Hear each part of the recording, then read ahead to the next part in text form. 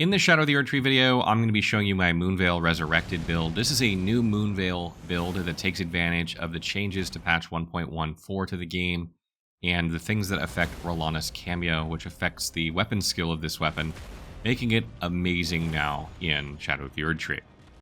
You know, this is a weapon that's been counted out by a lot of people that are like, oh, it's been nerfed into the ground, it doesn't work well anymore, and that's because this weapon was previously used for stance breaks. The stance damage that this weapon used to do, particularly with a heavy attack between the projectile and the blade, was significant, allowing people to stance break bosses very, very quickly and then get critical strikes on them.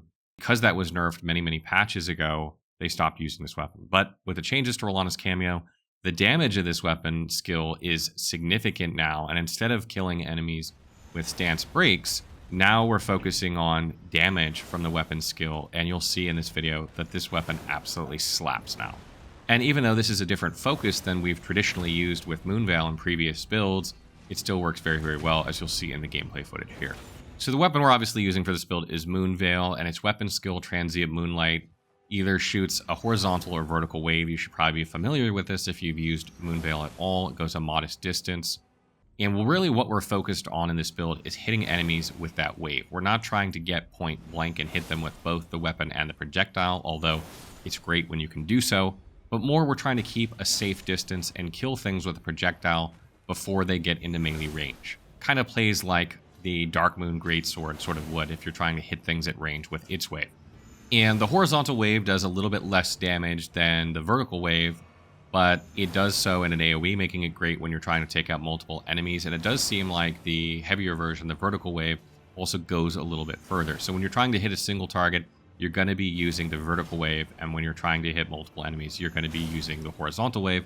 The exception that you might want to use the horizontal wave when you're trying to get something done very, very quickly, since it attacks much faster than the vertical wave.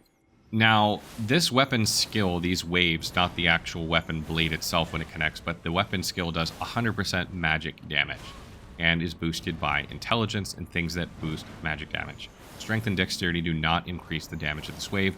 So what we've done for this build is we've just cranked our intelligence to get max damage out of that wave when it connects with an enemy. And what this has done is it results in slightly less melee damage because you're getting less attack power as a whole when doing this. But you have better weapon skill damage, and that's really what we're focusing in. And you're basically losing out on a little bit of melee damage for that, and it's not a significant amount, so it's not super important. Another thing this allows you to do is, because we have 80 intelligence in this build, is it allows you to use like the Carrion Regal Scepter and cast spells effectively in your offhand if you want. I'm not doing that in this build because I'm simply showcasing that this weapon skill is very, very good now, and I want to make you aware of that. But you could easily carry a staff in the left hand and cast spells and still play this build very, very effectively, even more effectively than we are here. And I don't have anything else weapon-wise equipped on this build. I'm simply two-handing this weapon, and I don't have anything else that gives me any kind of bonuses in my offhand. I'm not dual-wielding. There's no reason to, but again, if you want to use a staff, you'd put it here in your offhand. Armor-wise, for this build, I'm using the Okina Mask, both for the visual appearance and also the 3 dexterity. I'm using 2 pieces of the Nox set, and then I have the All-Knowing Gloves. This allows me to reach 51 poise when I'm using the Bullgoat's Talisman. Now, I like having 51 poise in builds. It's not super necessary for this build. You could swap out the Bullgoat's Talisman for something else. You could also wear lighter armor and light roll for this build. Both of those are not bad options. The reason for 51 poise is really regular enemies are typically the ones that are going to stagger you out of attacks. Bosses usually hit so hard with so much poise that you're usually staggered anyway or interrupted anyway for a lot of boss fights, so even having 51 poise for a lot of them isn't good enough. So you don't really need them on boss fights, but I find it better when you're exploring. Again, though, it's not super necessary, and if you wanted to go lighter in order to light roll, you absolutely can. Talismans-wise for this build, I have 3 talismans that I basically always use, and then I have a kind of flex spot, if you will. I have Shard of Alexander here to boost our Transient Moonlight damage. We have Rolana's Cameo, which boosts our damage when we hold our stance for like a second, and then you'll see it, flash up or whatever, the red appear, and then you'll use your weapon skill for a whopping 45% increased damage, which is huge. And I cannot emphasize how important these changes are to Rolana's Cameo. Reducing the charge time from 1.5 to 1 seconds makes it absolutely usable in boss fights, and increasing the damage makes it worth using versus other talismans, and it's particularly good on Moonveil, And the reason for that is because we're not going for stance breaks anymore. We're just going for pure damage, and the damage of Moonveil's Transient Moonlight is actually really good. So because we're not focusing on stance breaks and we're able to use this weapon skill at range, we really can take advantage of this weapon skill. You'll find when you look at my gameplay, you'll notice I'm able to pull it off 90% of the time rather than just unleashing my sword as quickly as I can go into stance, which is, what people were doing historically. So you definitely want to try and wait for that charge every time you use this when possible. There are some exceptions, obviously, but generally speaking, that's what you're going for. And another thing is, the FP cost of this weapon skill when you use the heavy version particularly is 20 FP, 15 for the light version. That is not a cheap weapon skill. So you want to try and get as much damage out of it as possible when you're using it so that you don't have to use it twice, let's say. If you can kill something in one hit, that's great, or even twice if it's a very difficult enemy. Then you're going to conserve FP rather than having to use it 3 times. And this is something we're not as concerned about because we're, an end game type build or a DLC build. But if you're playing with this weapon earlier on, managing your FP is a lot harder to do. I then have the Magic Scorpion Charm. This is a no-brainer here. We do 100% magic damage with our waves, and our weapon itself does quite a bit of magic damage. So we're going to get some there in exchange for taking a bit more damage. So in the flex spot, I have the Bull Goat's Talisman for 51 poise, but you could also use the Two-Headed Turtle Talisman for stamina recovery. I do find that spamming this weapon skill sometimes just drains your stamina, and even with a decent amount of endurance, you're still going to need probably some stamina recovery. So this can be, depending on the boss fight or what's going on, usually in boss fights, you might need that. And as I mentioned earlier, especially since a lot of bosses will stagger you anyway, it's probably a good trade in a lot of boss fights for the Bull Goat's Talisman. And another good option here, because we're two-handing this weapon, is the Two-Handed Sword Talisman. This is good probably out on the landscape, because it's not going to affect Transient Moonlight's damage. It'll affect your regular attacks. And when you're out on the landscape, you're not going to use Transient Moonlight for every single attack. A good option for when you're exploring, if you don't mind not having 51 poise. So attribute-wise for this build, I have 55 Vigor, which is pretty standard for builds at this point. You might want to take this up to 60, but again, drops off significantly after that, so no point going higher. I have 41 Mind here, and you might be thinking, well, that's really high. But the reality is that if you're going to spellcast with this build, you're going to want a ton of Mind anyway.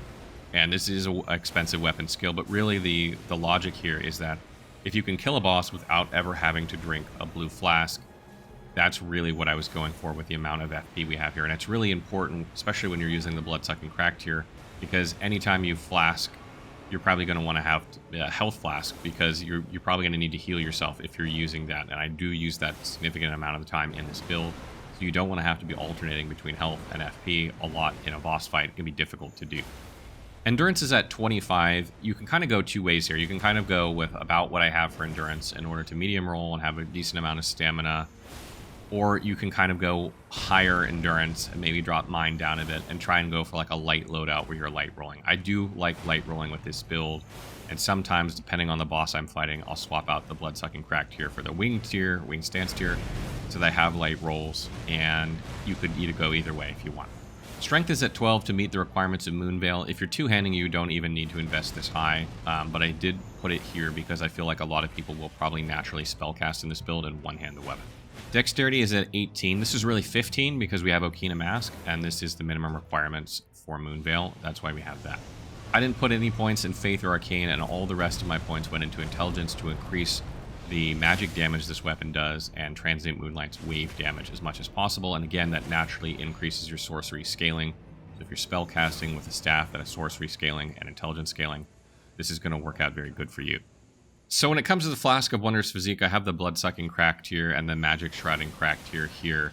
These are both really good at increasing your damage, and that's really what we're going for here. Again, with this Moonveil build, it's kind of a shift from the stance break to dealing as much damage as possible. That's what we're going for, trying to kill bosses quickly.